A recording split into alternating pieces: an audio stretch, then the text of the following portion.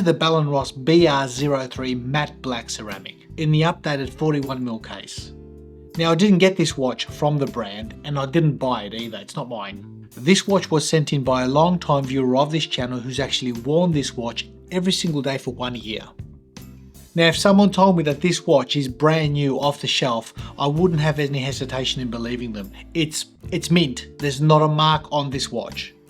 Even under close scrutiny, I can't see a year's worth of wrist time. In fact, I can't even see 5 minutes worth of wrist time on this watch. And to be honest, under close-up macro inspection, I have found two very small scratches on the sapphire crystal, not on the case. That's crazy. And that brings quite a bit of reassurance to me because sapphire is an extremely hard material.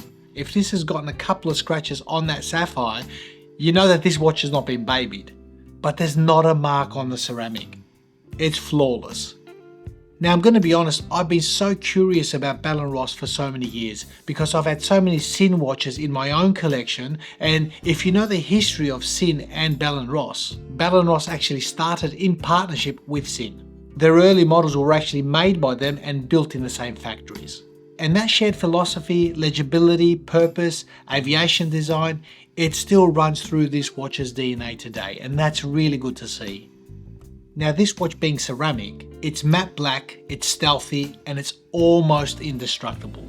And I say almost because I've not had a chance to actually run this watch over with my car yet. I'm not planning on doing that, but I'm just saying, in normal daily wear, this is pretty cool. It's not going to scratch up like normal stainless steel does. In other words, it doesn't age the same way as stainless steel. So to put it bluntly, it wears like steel, but it ages like sapphire. Actually, probably a little bit better than sapphire. It's the best way I can describe it. Now this isn't cheap ceramic either, because from what I can tell, Bell & Ross are actually serious about their materials. The colour, the finish, the tolerances here, they're all flawless. And that sort of finishing costs money to manufacture, and the watch that I've got here in my hands, it actually shows. The tolerances are finesse. Now looking at the specifications of this watch, this being the updated 41mm version of the BR03, it's made a world of difference on how it sits on the wrist. It's slimmer, it's more compact, and honestly it's been an extremely wearable watch. You see, I'm seeing that classic square-shaped Bell & Ross without the bulk or the physical dimension on the wrist, which can become cumbersome. This is pretty impressive. It sits on the wrist very nicely, in fact it falls straight down. Allows for that rubber strap to hug the wrist beautifully. So even a small wrist could easily wear a watch like this and pull it off. So again, that's pretty cool. Now if I turn my attention to that dial, it's clean and ultra legible. It's your classic Bell & Ross aviation layout. Those very pronounced Arabics at 12, 3, 6 and 9 stand out and lead the way, and a very small unobtrusive date complication at 4:30. It's there if you need it, but most of the time it just disappears out of view. Classic design choice, just like Sin does in their watches. Now I've spent a week with this watch and I've got to tell you, even from 1,000 yards, if anyone sees this on your wrist, they can tell it's a Bell & Ross. Well, maybe not 1,000 yards, but you get my drift. You can easily recognize this watch from across the room. And for me, that's a testament to good and consistent design language. Now turning the lights off and looking at the lume of this watch, I think the lume is actually quite good. You got a matte black dial, there's zero reflections. In fact, the lume on this watch is a little bit better than the lume on my Sin 856. Now I'm a little bit disappointed in my 856. Now what drives this watch? What is the engine under the hood? Well, it's the same movement that comes in my Sin 856. It's the Sellita SW300. In this case it's called the BR-Cal.302. It's Bell & Ross's version of the SW300. It's thin, reliable, very accurate, and honestly that movement is ideal for a tool that needs to be working and be very reliable, and that's exactly what this is. Now I've said it before and I'll say it again, whether a watch offers an in-house movement or not, I'm not fussed. But what is important for me is long-term servicing and maintenance. Does the watch need to go back to Switzerland for months at a time because it needs a service because it's an in-house movement? Well, that's a bit of a bummer. This thing here I can get serviced at any professional watchmaker. Local. That's pretty cool.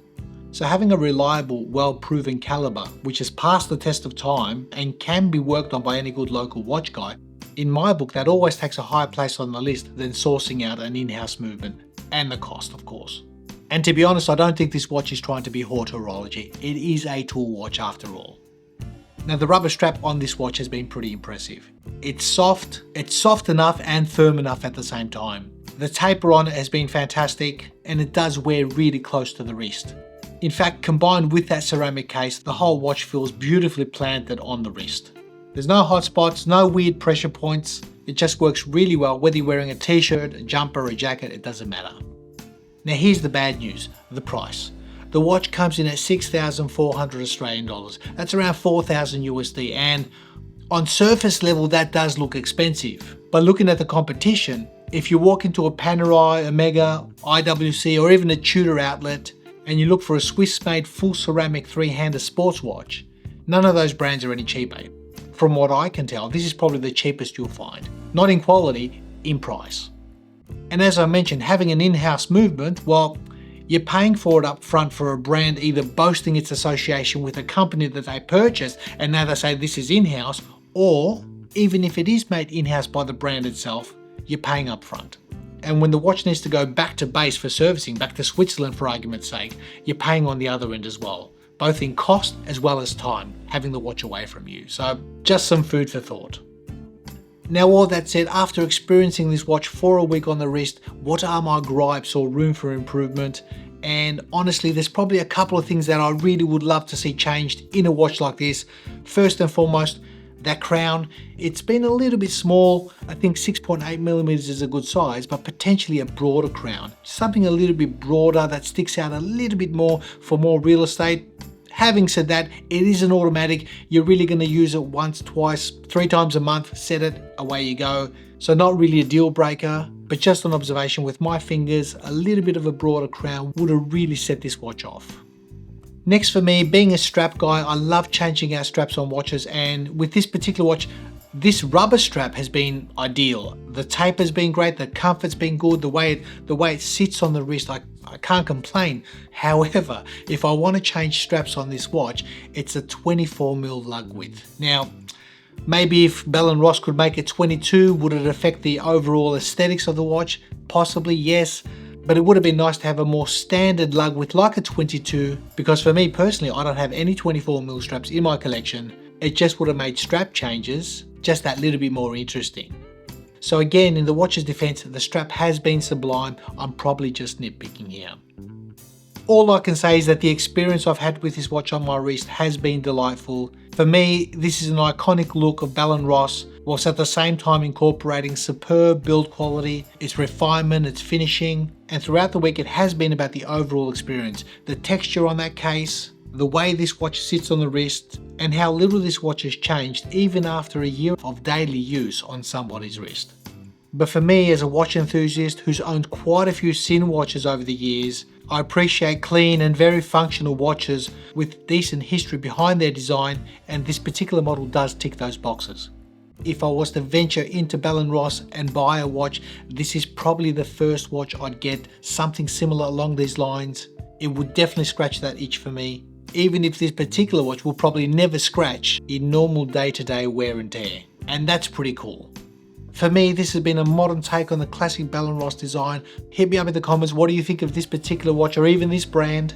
Will ceramic or similarly strong materials become the future for our daily watches? These new advancements in tech and materials really opens up a different world of watch longevity. Hang on, that's longevity. I finally got it right. Thanks for watching. Be well, be safe, enjoy the watch that's currently on your wrist, enjoy the hobby the rest of the day, and we'll see you in the next one.